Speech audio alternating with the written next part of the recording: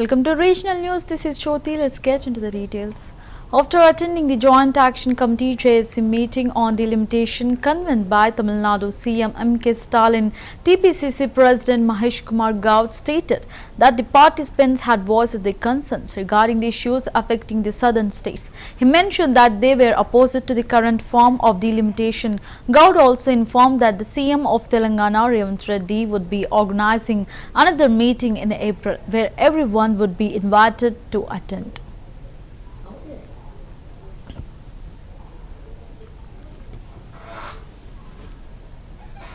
All the participants have expressed their grievance about the shortfall happening to southern states in new farming delimitation.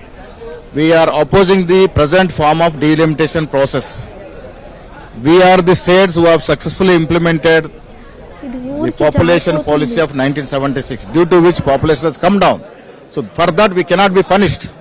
This is nothing but a punishment being given for the successful implementation of population policy of 1976. Due to that reason, our population has come down, whereas North Indian states haven't implemented, their population have gone up.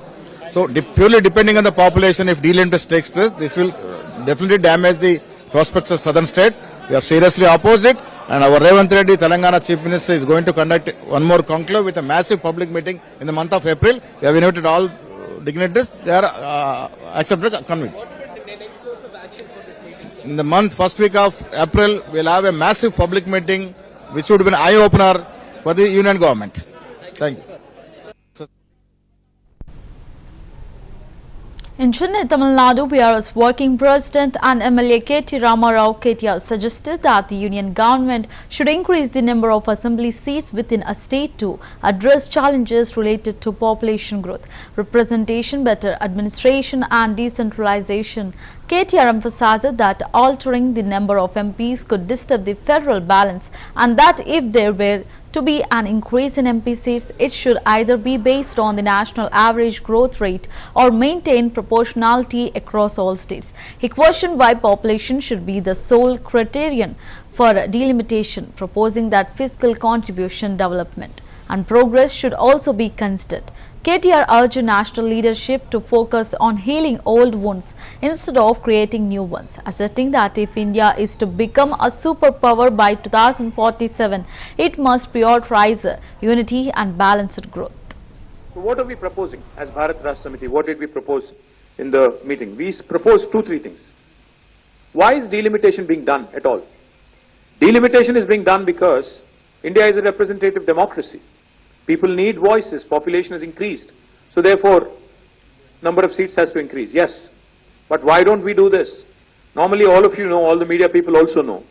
A first point of call for a citizen when there is a problem is possibly the local MLA, if not the local corporator or local sarpanch, could be the local assembly constituency representative.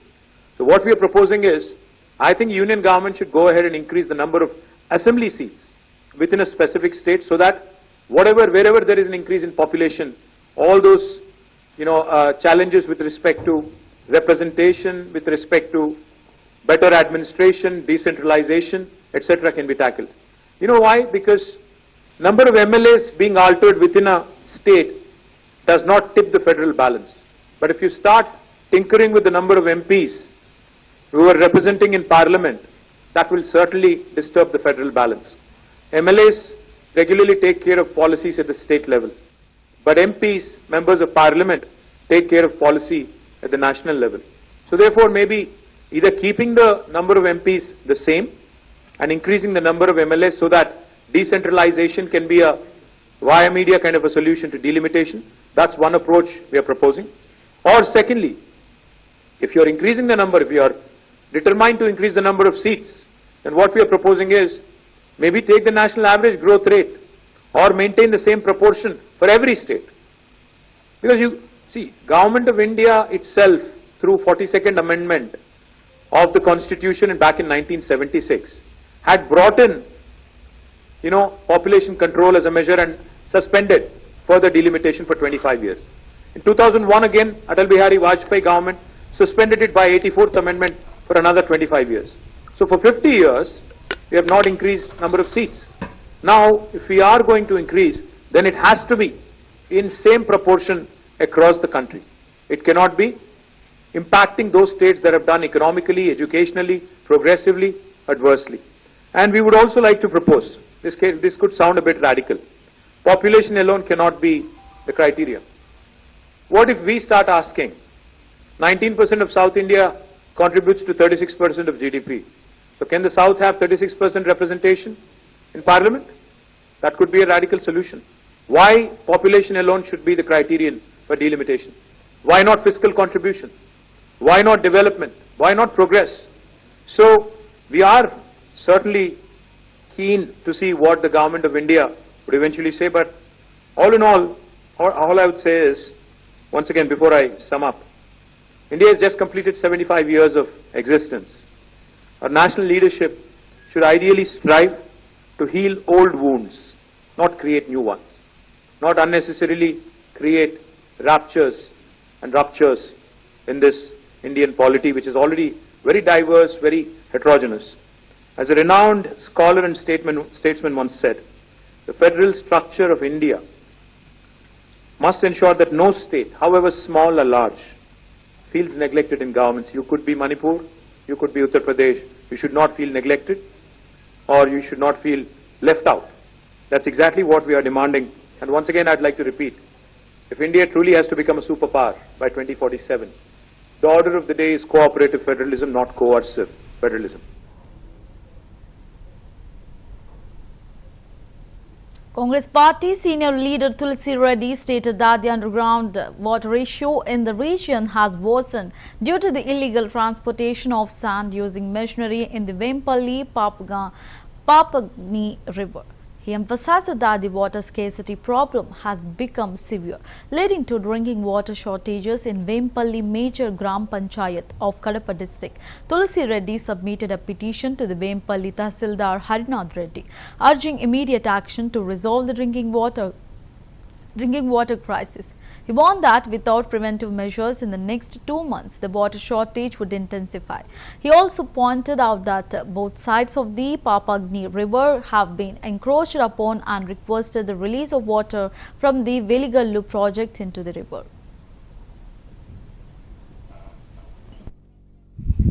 మనం ఉండేదేమో వేంపల్లె మండలం తహసీల్దార్ గారి office. ఇదేమో Vempalle major panchayat. Vempalle major పంచాయతీలో దాదాపు 40,000 మంది ప్రజలు జీవిస్తూ ఉన్నారు. ఇది ఓన్లీ పంచాయతీలోనే, చుట్టుపక్కల మళ్ళా గ్రామాలు కాకుండా. అదేమి దురదృష్టమో, అంగట్లో అన్నీ ఉన్నా అల్లు నోట్లో శని ఉంది అన్నట్లు పక్కనే పాపాగ్ని నది, కానీ వేంపల్లె మేజర్ పంచాయతీలో త్రాగునీటి సమస్య. ఇంకా మార్చిలోనే ఉన్నాం, ఇంకా ఏప్రిల్ మే మాసాలు రాలే. మార్చి నెలకే అప్పటికే త్రాగునీటి సమస్య ప్రారంభమైంది. ఇప్పటికే అనేక బోర్లు ఫెయిల్ అయిపోయినాయి. ఇంకా రాబో రోజుల్లో ఇంకా అనేక బోర్లు ఫెయిల్ అయ్యే పరిస్థితి ఉంది. కాబట్టి త్రాగునీటి సమస్య చాలా జటిలమైపోయే పరిస్థితి ఉంది. ఇసుక యంత్రాలతో మొత్తం వచ్చేసి 100 అడుగులు, ఇంకా అంతకన్నా 10 అడుగులు మొత్తం ఇసుకను వచ్చేసి తోడేశారు. వేంపల్లె మేజర్ పంచాయతీ నీటి సమస్య తీవ్రతకు ఇవన్నీ కారణాలు. ముందు జాగ్రత్త చర్యలు తీసుకోకుండా పోతే ఈ మార్చి చివరిలోన ఏప్రిల్ మే మాసాల్లో చాలా జటిలమైన సమస్య అవుతుంది. కాబట్టి వేంపల్లె తహసీల్దార్ గారిని ముందు జాగ్రత్త చర్యలు తీసుకోవాల్సిందిగా ఆయనకు ఒక వినతి పత్రము ఈరోజు కాంగ్రెస్ పార్టీ ఆధ్వర్యాన ఇవ్వడం జరిగింది. ఇదేమో పవిత్ర పాపాగ్ని నది. మనం స్థానిక ఎంఆర్ఓ ఆఫీస్కి వచ్చి ఒక మెమండో ఇవ్వడం జరిగింది. దాని యొక్క ముఖ్య ఉద్దేశం పాపాగ్ని నదిని కాపాడుకోవడమే దాని యొక్క ముఖ్య ఉద్దేశం. దాని ద్వారా వేంపల్లె మండల ప్రజానికి వాటర్ అందకపోవడం ముఖ్య కారణం. పాపాగ్ని నది చుట్టుపక్క మొత్తం ప్రాంతాన్ని ఆక్యుపై చేయడం ఒకటి, 2,000 అడుగుల పైన ఇసుకను ఇష్టాచారంగా తోలుకోవడం ఒకటి. వీటన్నిటినీ కూడా వాళ్ళు నిఘా పెట్టి వీటన్ని అరికట్టాలని, అదేవిధంగా వేంపల్లి అభివృద్ధికి తోడ్పడాలని ఎంఆర్ఓ గారిని తులసిరెడ్డి సార్తో పాటు మండలాధ్యక్షుడు రామకృష్ణతో కలుపుకొని మండల నాయకులతో ఎంఆర్ఓ గారిని కలిసి ఒక రిప్రజెంటేటివ్ సంప్రదించడం జరిగింది. ఆయన కూడా సానుకూలంగా స్పందించడం జరిగింది. పాపాగ్ని నది తీరంపై పాపాగ్ని నది కోసం ఆయన కూడా నిఘా పెడతా అని తెలియజేయడం జరిగింది.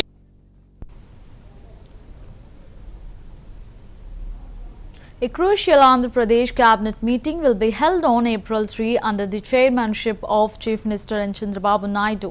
The meeting is scheduled to begin at 11 a.m. at the Velgapudi Secretariat. The Chief Secretary has directed various government department secretaries and principal secretaries to submit the agenda items by March 27 for discussion. The meeting is expected to approve several key decisions, particularly concerning the construction of the Amaravati capital. Tenders worth approximately rupees 37,000 crores related to the capital's development have already been finalized. With approvals from the CRDA and the cabinet, additional proposals are likely to be discussed in the upcoming meeting. Furthermore, the meeting will address decisions regarding land allocations for various organizations within the capital region and may consider proposals for new land allocations. Additionally, as part of the implementation of the Super 6 promises, the cabinet is expected to finalize the dates for launching the Talliki Vandanam and Annadata Sukhibhava schemes.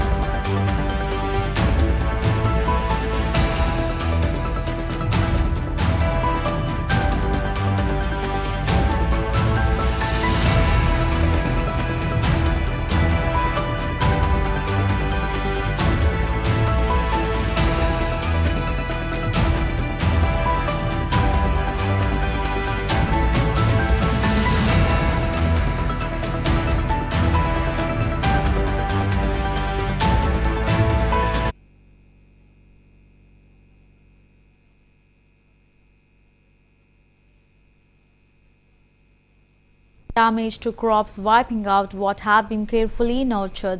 Farmers are distressed knowing their crops would have been ready for harvest in just 20 days.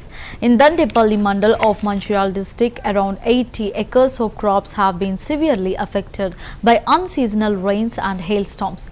Fault Ratilal Nayak, a farmer from Lingapur village, lost his entire maize crop across 8 acres, having invested approximately 2 lakh rupees and worked tirelessly day and night. He was on the verge of harvesting the crop when the storm struck. The hailstorm left his fields in ruins, with not a single grain remaining. The farmer has urged the government to conduct a survey and provide compensation for the crop loss to help him recover from the devastating impact.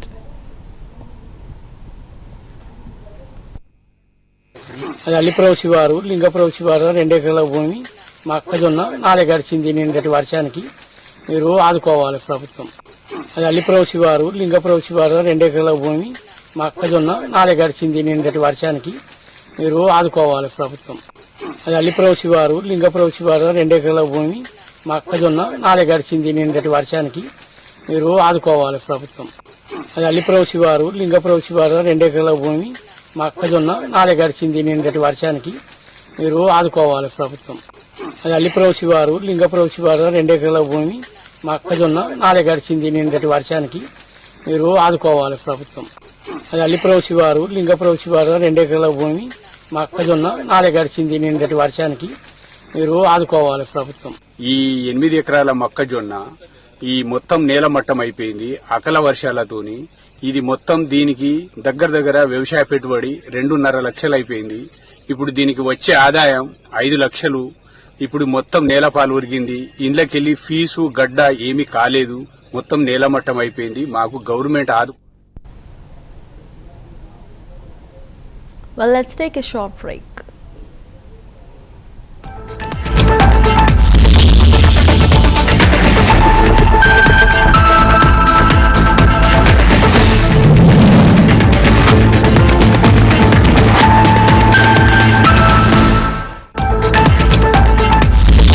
రేపు ఎగ్జామ్కి పొద్దున్నే వచ్చేస్తాను. నాన్న drop చేస్తానన్నారు.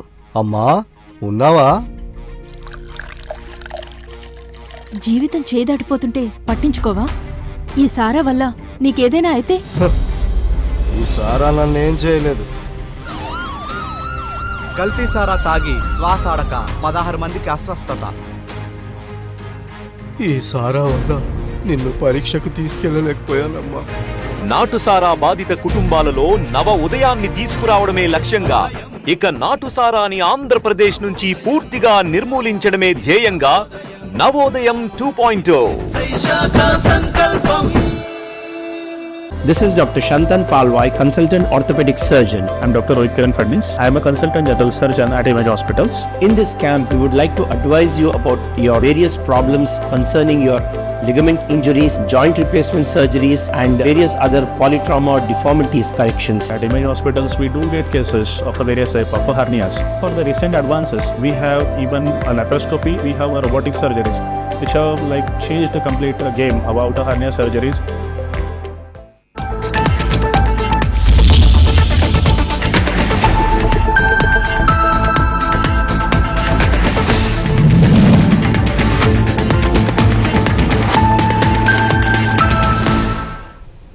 A young man committed suicide in Mantani, Peddapalli district after losing lakhs of rupees in online betting. Sai Teja was working at a private diagnostic center in Godavari Kani. He had taken loans and deposited money in a betting app.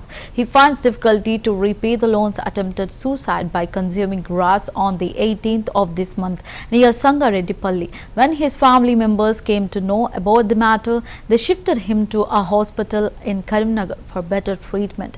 But he died while undergoing treatment. The family members are lamenting that he had lost money by depositing lakhs of rupees in a betting app. The two town police of Godavari Kani have registered a case and are investigating.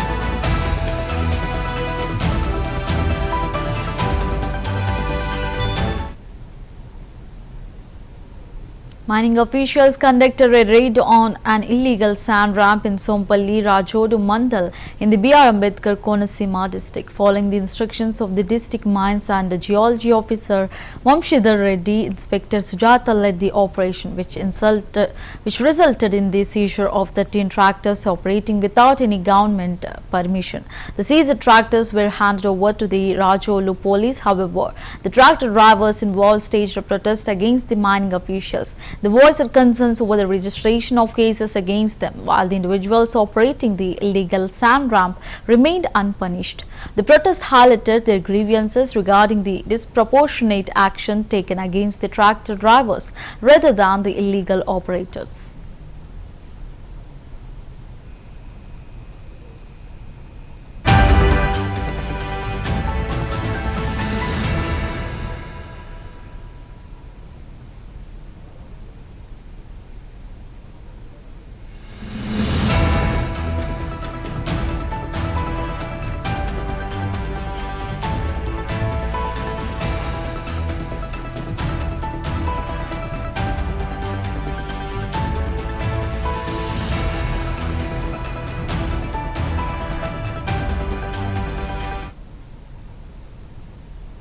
MP Kesineni Shivanath stated that once the metro works from Gannavaram are completed, traffic problems in Vijayawada will be resolved. He emphasized that alternative routes will be prepared and temporary permanent roads will be set up to ensure that the public does not face any inconvenience. Along with MLA Gadde Rammohan and CRDA Commissioner Chandrababu, MP Kesineni Shivanath reviewed the roads to be developed within the CRDA limits in Vijayawada's Autonagar area. They instructed the officials to focus on creating alternative routes to prevent traffic disruptions due to the ongoing metro works from Gannavaram and the flyover construction from NTR Health University to Nirmanur Junction.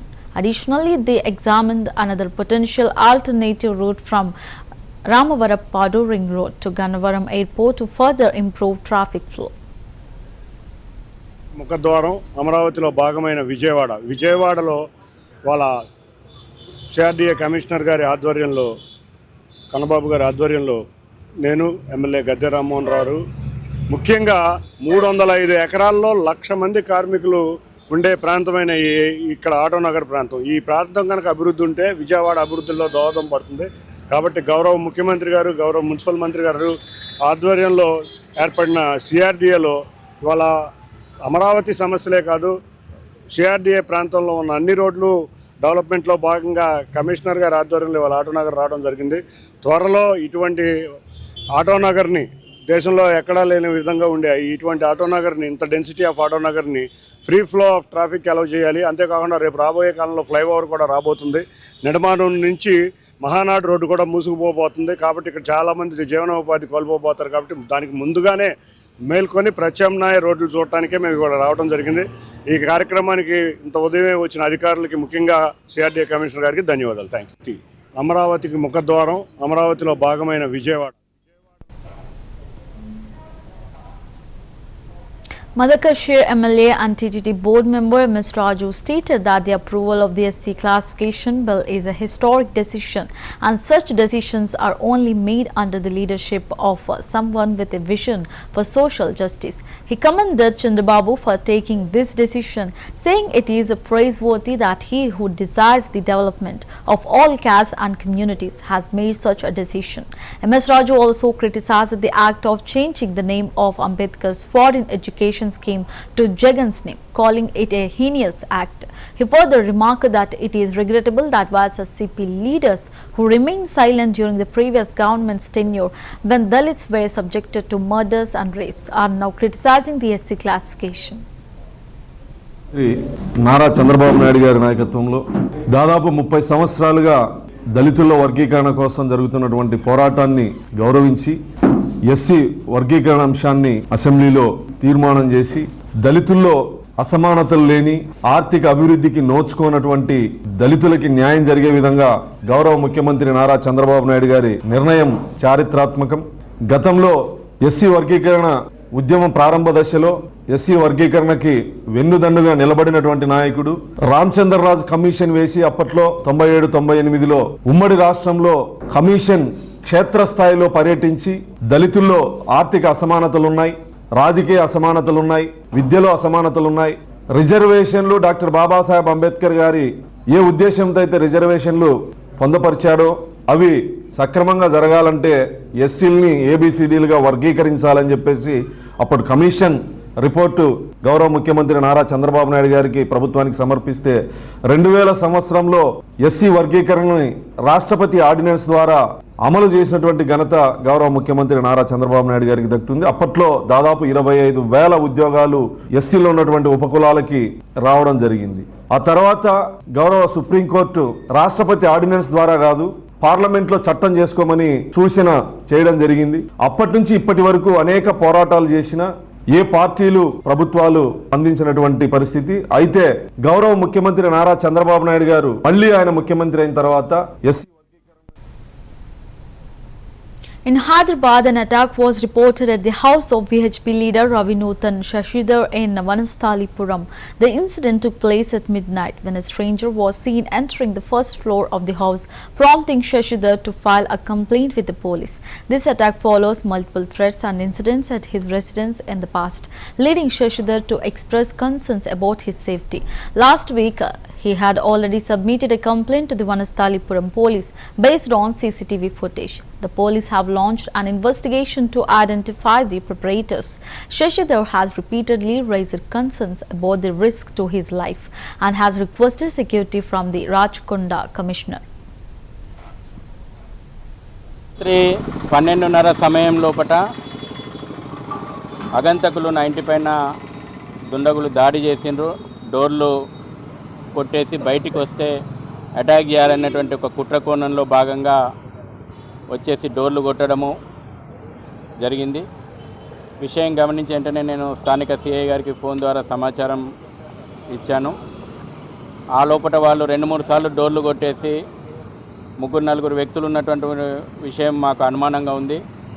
Bar అనేదో అనేటువంటి విషయాలు వాళ్ళు మాట్లాడుకుంటున్నటువంటి విషయాలు కూడా మేము విన్నాము.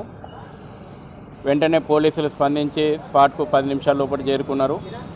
ఈ మధ్యకాలం లోపల మేము ఫోన్లు మాట్లాడుతున్న విషయము మా కదలికలను గమనించినటువంటి వాళ్ళు అక్కడి నుంచి పారిపోయినరు. గతంలో కూడా ఇదే పోలీస్ స్టేషన్ పరిధి లోపల 90 పైన 2 సార్లు జిహాదీ ఉగ్రవాదులు రెక్కీ నిర్వహించారు. గతంలో ఇద్దరిని అరెస్టు చేసి రిమాండ్ కూడా చేసిండ్రు వనస్థలిపురం పిఎస్ పరిధి లోపలనే. ఇంకొక కేసు లోపల పోలీసు నిందితులు ఫుటేజ్ దొరికింది కానీ ఐడెంటిఫై కాలేదు. ఈరోజు గత కొంతకాలంగా విహెచ్పి నేతలుగా మిమ్మల్ని అంతమొందిస్తాం అనేటువంటి బెదిరింపు ఫోన్ కాల్స్ ఇస్లామిక్ మతోన్మాద శక్తులు దాదాపు నెలలో 10 సార్లు చేస్తున్నారు. రిపీటెడ్గా ఈ రకమైనటువంటి బెదిరింపు కాల్స్ వస్తూ ఉన్నాయి. సందర్భం వచ్చినప్పుడు పోలీసు ఉన్నతాధికారుల దృష్టికి తీసుకెళ్తున్నాం ఈ రకమైనటువంటి బెదిరింపు కాల్స్ వస్తున్నాయని. కానీ గత రాత్రి ఏదైతే నా ఇంటి మీద దాడి చేసి అటాక్ చేసేటువంటి ప్రయత్నం చేశారో దీన్ని అన్ని కోణాల లోపల పోలీసులు దర్యాప్తు చేస్తూ ఉన్నారు. గత రాత్రి కూడా హుటాహుటిన ఇంటికి చేరుకొని రాత్రి 4 గంటల వరకు కూడా దర్యాప్తు చేసిండ్రు. అందుబాటులో ఉన్నటువంటి సీసీ ఫుటేజీలను కూడా పోలీసులకు సమర్పించడం జరిగింది. అన్ని కోణాలు. That's the wrap of the regional news. Keep watching CVR News English.